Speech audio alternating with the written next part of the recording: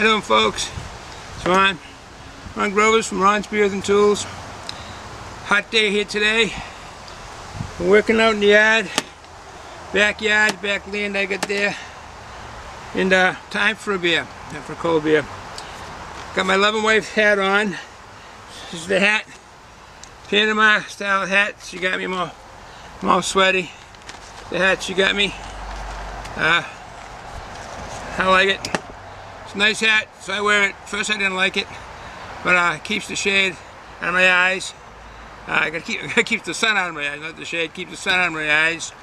That's why I wear dark glasses as much as I can.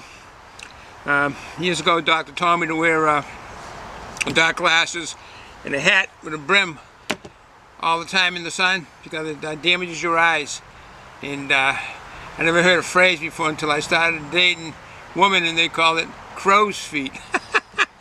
I know it's a funny thing, crow's feet, but I got something that you get.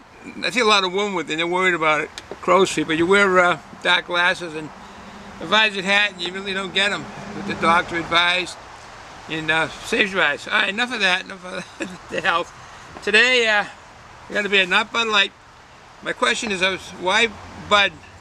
It kind of blued out all the color up there, all the logo that they had in red and white, and one with a blue can. I was wondering why InBev did that. I think it was InBev that did that.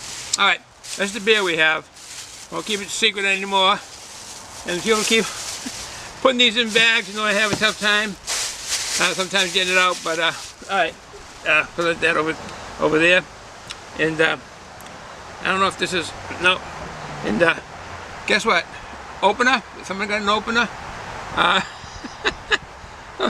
Who plans this? Who says this? There's no opener, so you're gonna get an opener? We got an opener. Wait. We got one. Thank you. It's I like this one. It's got a magnet. Stick it wherever you need to. Okay. Here's a glass.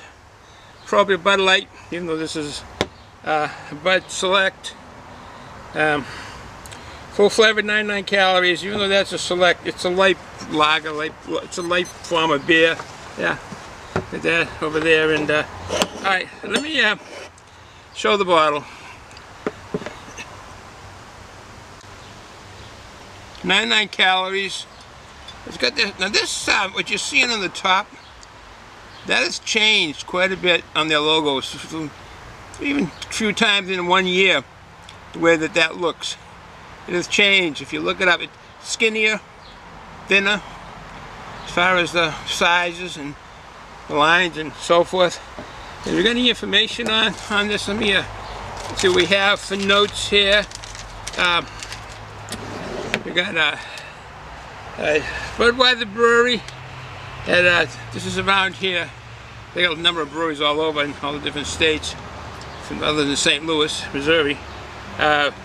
The address around here is 221 Daniel Webster Highway, number 2. Number 2? Number 2. All right.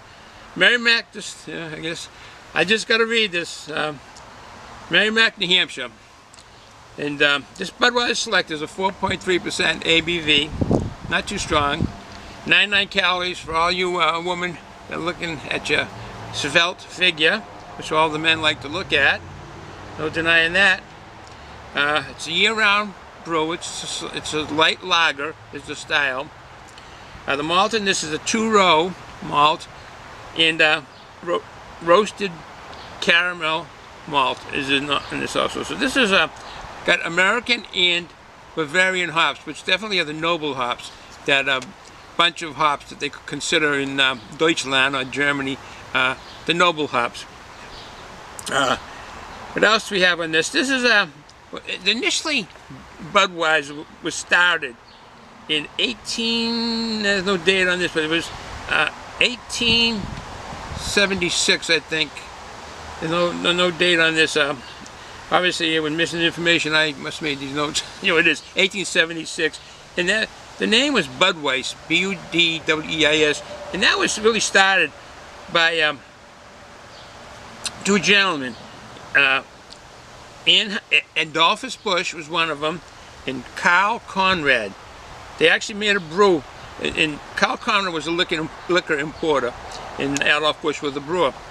And they actually developed a Bohemian-style lager in the United States, and that was that Budweiser. At that time, it gets kind of convoluted on the Budweiser name. And the reason I say that is because a lot was going on in the brewing industry, and a lot of duplicates were being made in different countries of the same brew. In Czechoslovakia, they had really started with that name Budweiser, but in their Czech language. Back to this Adolphus Busch and his close friend Carl Conrad, like I said, the Bohemian style. And what was really founded after that was Ebert Anheuser. He founded in 1860 Budweiser Lager before they actually come up and made it commercial on that. And that was in the Czech Republic. And what happens is in the Czech Republic, they actually had the Budvar. I think that was the name. It's still today you can buy that Budvar, that beer, under that name. In Budweiser, B-U-D-W-E-I-S, initially that name was the imperial brew. It was brewed for the Holy Roman Empire, which was the end part of the Roman Empire we all know about, that invaded, took over a lot of parts of the world. And the last remaining Holy Roman Empire, later on in the years, they brewed this beer for them specifically. And those countries, Hungary, Slovakia, well, Romania is right near there. And Romania is the last dying part of the Roman Empire. And that's why in the eastern part of Europe, the Romanian country still has the Romance language, like the countries in the western, southwestern part of Europe, which would be Italy, France, Portugal, Spain. There's another one in there, I think. But anyways, France, Italy, Spain, Portugal, and Romania are all Romance languages. Even though Romania is way over there with all the Slovak languages, Romania has the names of Mediterranean folks, their names, in the Latin that prolonged. And it was just the last vestige of the Roman Empire, and then they ended up calling it Romania because the Romans, that was an eastern part of the Roman Empire, and it just shriveled down to Romania where they all converged and became Romania. Alright, enough of the geography on that. Alright, Beer Advocate gave this a 2.5 out of 5. That's a poor rating. Really a poor rating. Alright, no further ado on this here. We got no more to do on that. We get that out of the way. We got the glass, the Bud Light. Should really be Select. And we got the bottle opener like that. Alright.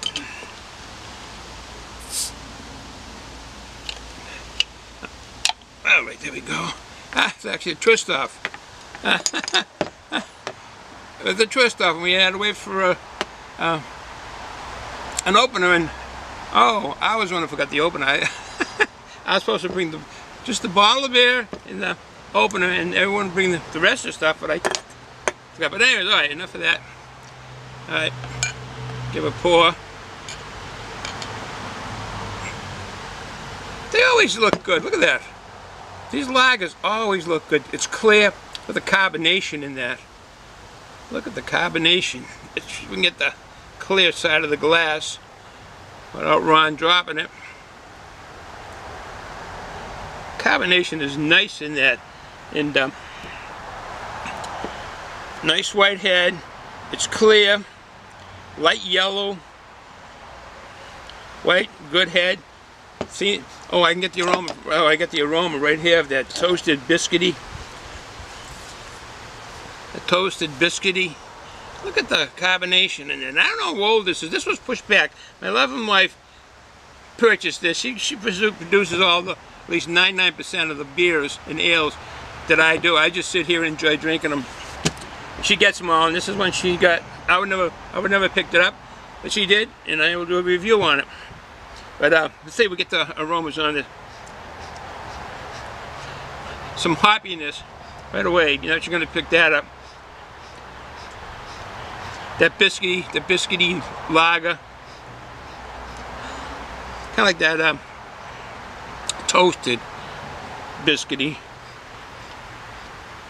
Oh, I had some nice toast this morning. Pumpernickel bread. almost till it starts burning, so it gets real crisp. And I never used to use butter on any of my toast. I just liked the plain until I met my wife and we got married, and she used butter on everything. So I started using it. Even English muffins, I would never put butter on them. Just didn't like butter. But anyways, all right, enough of that. Back to this toasted biscuity. That herbal, not herbal, hoppy smell. All right, no further ado. This isn't perspiration. This is I had a big cold drink of water and I just let it drool down, and that's what that is. I'm working out in this yard here, and all right, no further ado. Let's bottoms up.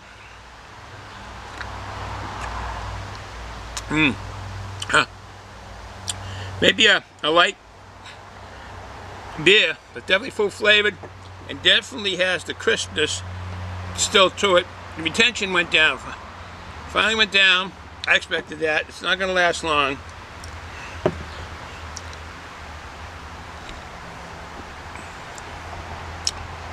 A biscuity.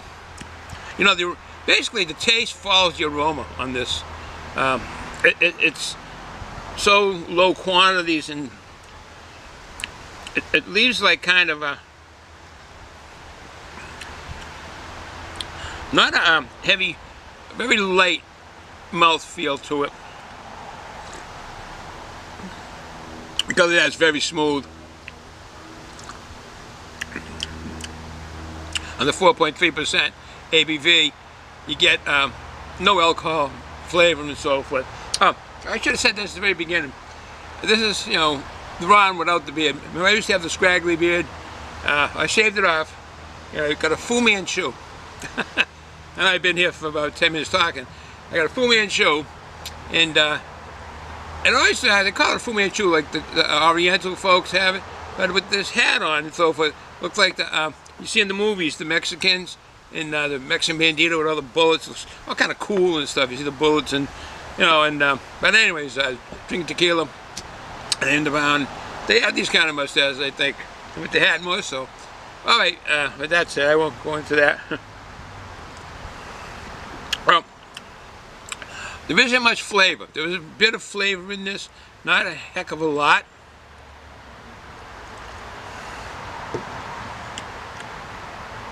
There's something coming out in that.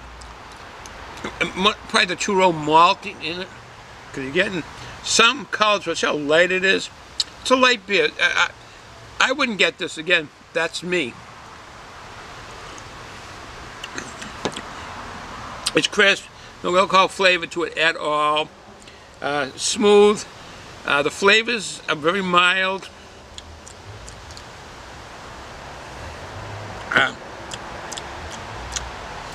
It's good for a lager. And I put a notes down here on about lagers and ales. That ales, the flavor of ales are robust. We all know that as we've been drinking them. And they're kind of fruity and high. And the ales are top fermented. Basically, the yeast is working up top, and 65 to 70, 72 degrees, I forget exactly, the 60 to 70 degrees temperatures, we all can make ales. Lagers are harder, and the lagers basically have a smooth, crisp, which you get into something like this. Some fruit in it, you get that fruitiness, but a nice clean. You can see how clean that is. Not saying that ales aren't, and that's because this is top fermented. The yeast is eating the ferment up top, and it takes longer, and it's cooler temperatures up top. 50 degrees, I got to hit 50 degrees, below 50 degrees actually. That's why they say cold fermented on the lagers, and it takes longer for the yeast to work to produce the alcohol and carbonation. Excuse me. Right after this, we're going for Chinese food. I can't wait. It's a buffet they have there. Oh, and real good food. But anyways, all right. With that said, would I get this again? No. I don't like light beers. I don't enjoy them. I like a medium to full body beer with flavor in it. I do like my lagers, like Narragansett, and a lot of the Jack's Abbeys have some great lager beers, and those are what I have. And light beer, no, I wouldn't get this again. And not that it's a Bud Light, this is a Select. So why I'm holding this up, I don't know. It was to show you why they blew the can. And this is what I'm drinking. It's drinkable on a hot day, Friday, but I would not get this again. If I could spend my time getting it and drinking it, I want something with flavor, more body to it. So, with that said, folks, have a good day. Enjoy the day. If you're going to drink responsibly, and don't drive. Don't act like an adult, be an adult. Ciao.